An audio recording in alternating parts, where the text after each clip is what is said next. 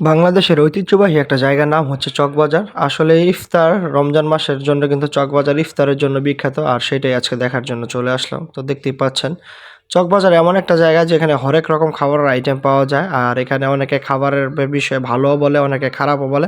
আসলে আমি তেমনভাবে কোনোটাই এখানের খাবার ট্রাই করি নাই। জাস্ট দেখার জন্য গেছিলাম কী অবস্থা, কী আসে এই বিষয়ে।